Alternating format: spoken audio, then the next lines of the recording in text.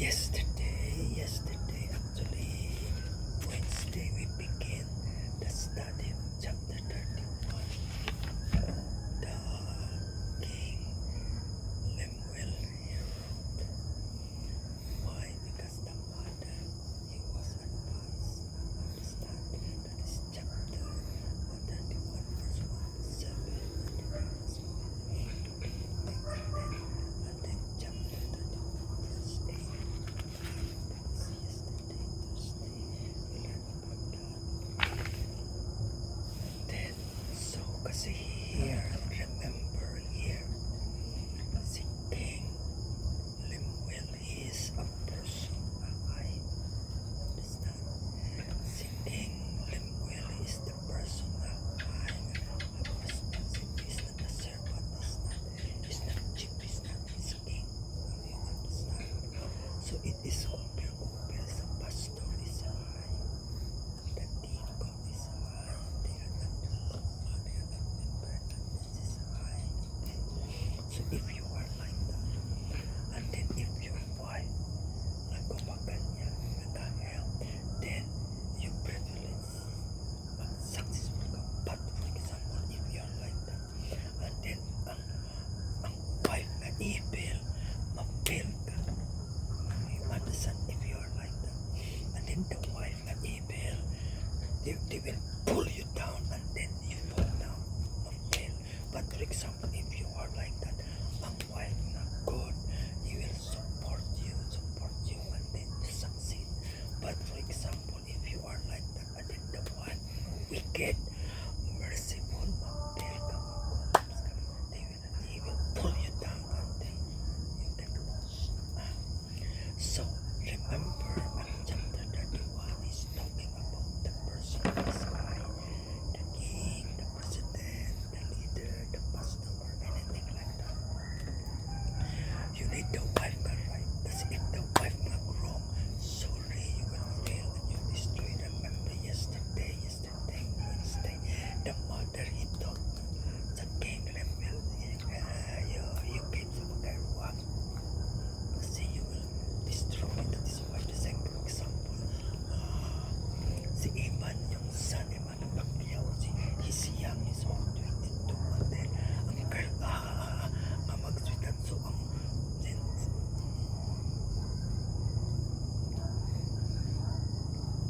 will fail. So he was advised, better you focus sa boxing, mag-focus ka dyan kapag kayo last. That he was advised, that is the advice. So the same the mother advised the King Lemuel, ma-fail ka. So it's like that. You understand? So what does it mean? That is why in verse 10, he advised for the wife around. That is why the people they interviewed Iman, son Iman.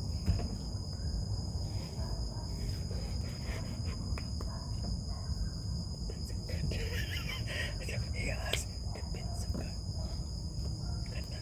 You understand? So, ang wife nga right,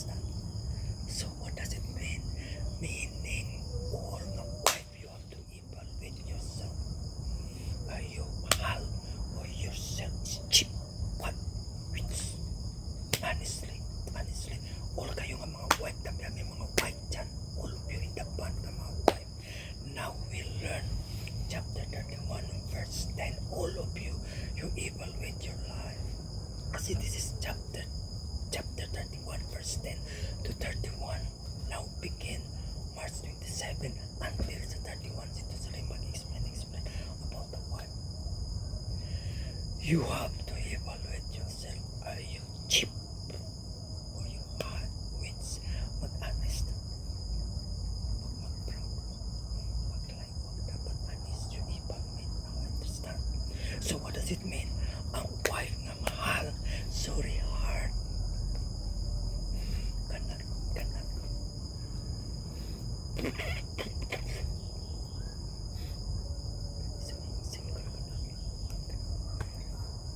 Kasi understand that is one principle. Ang wife na high, sorry hard. Mahirap. In English, the word that is rare, meaning you cannot find. What is in English the word rare? Meaning hard, found hard. Now you understand, okay? That is why he says, ang wife na high, it expensive more than rupees. You remember before Jerusalem, I show you to like that na red. Yeah, that is the name. It's rupees and it's expensive. So ang wife is more. Ang rupees, if it is like that, okay? Ang wife is more. More. So ang wife, sorry, it's easy to find. It's difficult. It is expensive. Number 2, verse 11, it says here, a wife na high, the husband, he trusts. What does it mean? Ang wife na mahal, ang husband yan, wow, magkul. Ang wife na mahal, ang husband yan, wow, mag-rest. Ang wife na mahal, ang husband, wow, comfortable. Ang wife na mahal, ang husband yan, mag-smile. Ang wife na mahal, ang husband yan, happy. Ang husband.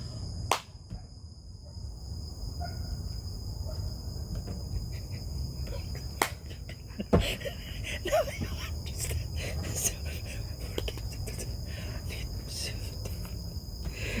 So that is why ang wife na mahal, ang husband yan, nag-rest, nag-trust, nag-complete. Ang wife na mahal, ang husband yan, magganyan sa house, mag-sit, at saka mag-eat. No problem. But ang wife, mag-cheat, ang husband mag-sit at the house, and then the wife,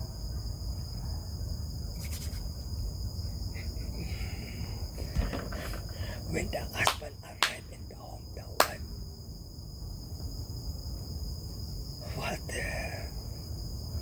when the husband arrived in the home, the wife,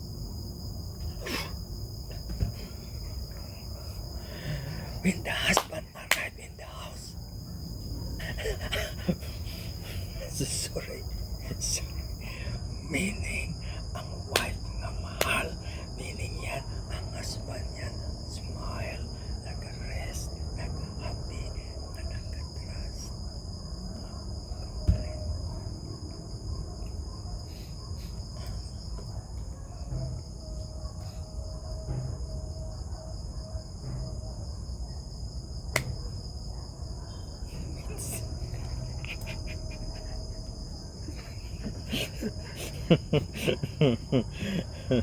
Na-attention kayo. So the suggestion niya, tama, it is mahal nga wife. Why? Tama? Oh, the different the husband need, the wife character nga high.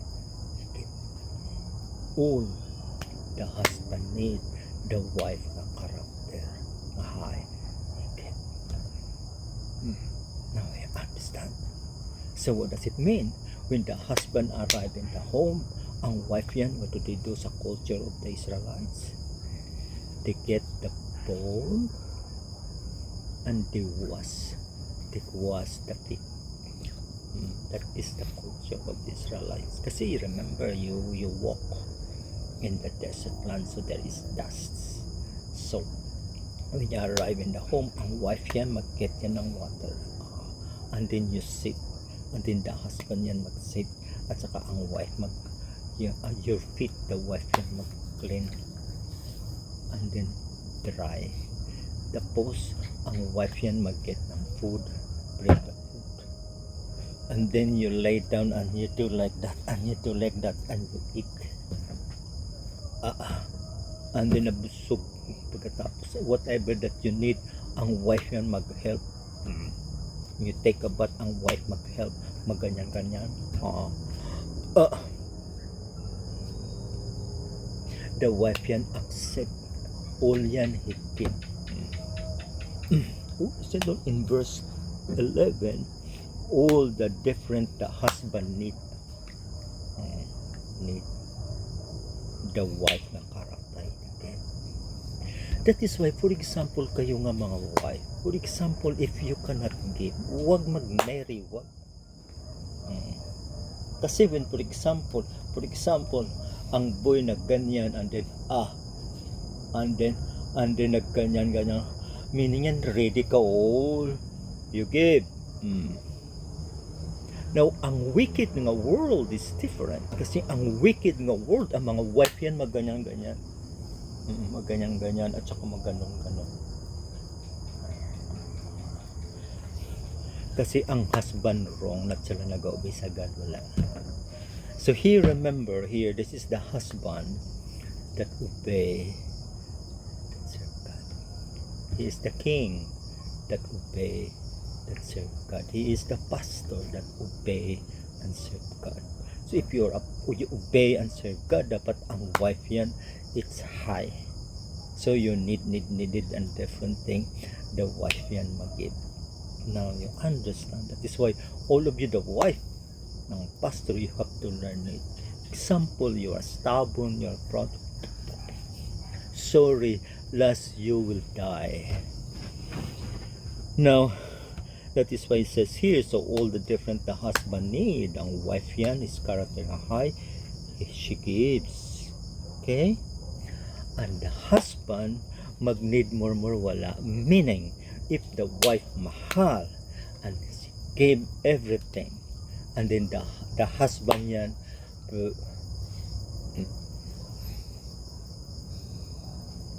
there is no fighting,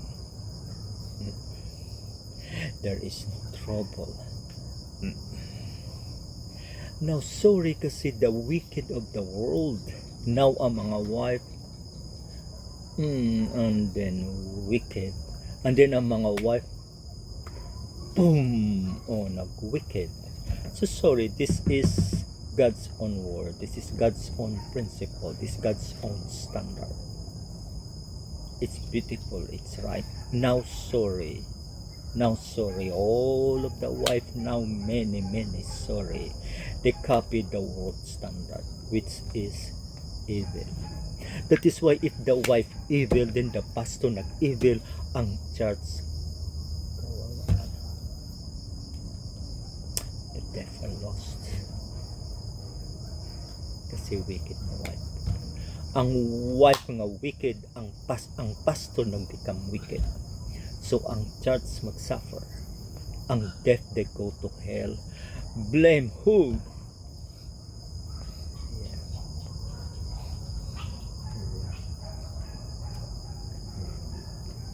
Now all of you deaf learn. Now so you understand. So ang wife nga high, ang husband yan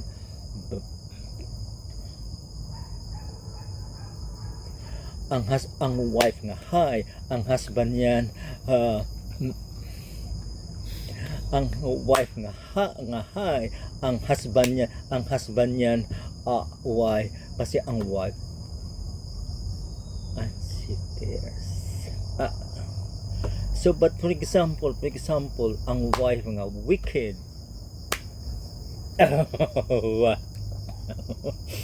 Wife nagkaya wala. Now you understand. Now see that is in verse 12. It says the wife nga high, as she continue to live hard, she does good. She give to the husband. And there is no trouble. Now you understand. So in verse Sigit to the husband. Why? Kasi ang husband, God is. Ang husband, nag-obey sa God. Ang husband, nag-serve God. So all yan, the wife, she will give. Why? It is just like the wife, she gives to God. Kasi the husband is serving God. Is serving God. This is God's own standard. Now the world is different. Ang mood, and then the husband, like that. Ang husband mag-obey sa wife, not sa God. Wala. For example, the husband motorcycle, and then the wife, boom, and then the husband mag-obey, mag-servant. Ang church, wala. Kasi ang wife mag-become sa queen, whatever that one. That is ang wrong mass sa churches. Ang wife has power and the pastor obey. Ang family has power and the pastor obey. Sorry, you cannot escape. Kasi God judges all. Yeah, you can lie, you can do like, yes, you can do like that. But sorry, God, everything is clear. So please, I'm talking about especially the pastor, especially the pastor. Last you will die. You cannot lie. You can pretend you can do that, but sorry, you cannot lie.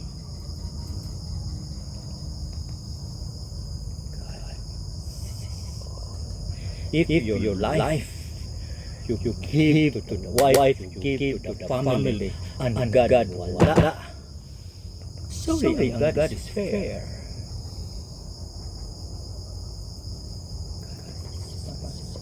That is why I do like that.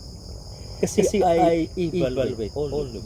I observe all the pastors. Remember.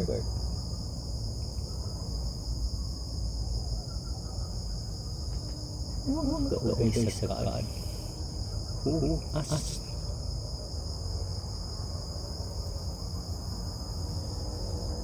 Kung pastor na nag-responsible na nag-love the church.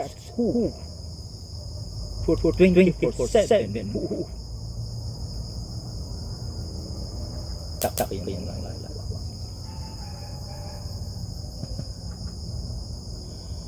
Now when the pastor died, I know who ang nagkakumit na nag-obey sa God. Sitsalim, I know who. I have eyes, I have mind, and I observe. So, ang wife, you are responsible. And the pastor, and then church, wow, ang deaf, why? Pamali ang wife. Sorry. No, ang wife, hi. As long as she lives, he's good. She gives to the husband, and there is no role. Sitsalim yan, wala. Why? Right. True. But if the life ng pastor, ang life big, ang life wrong. I'm sorry. Sisalimin ko niyo ako ng ganyan. And I will throw up. Sorry. Sayang sa ulo of the wife. Hi.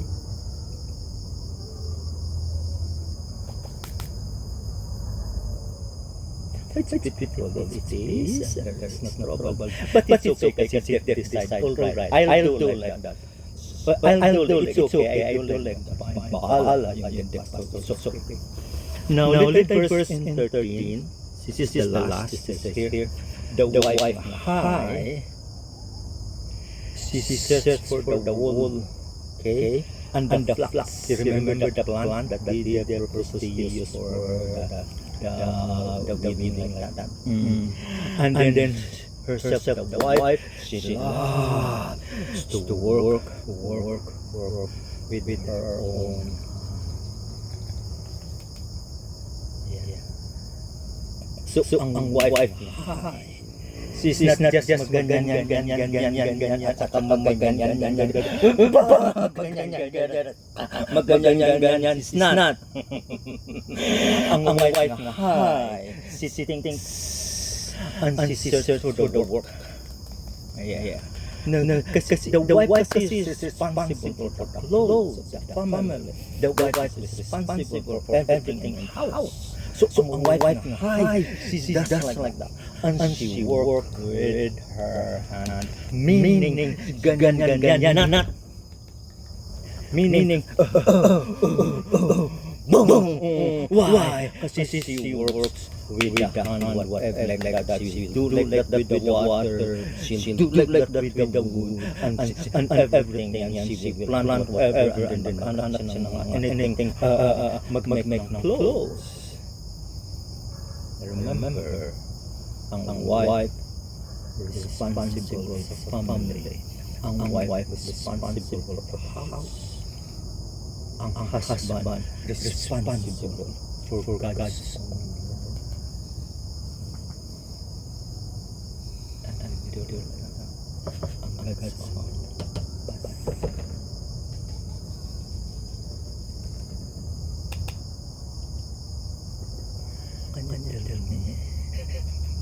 Si Gigi nagmamahal. Si Gigi mag-send. Gigi.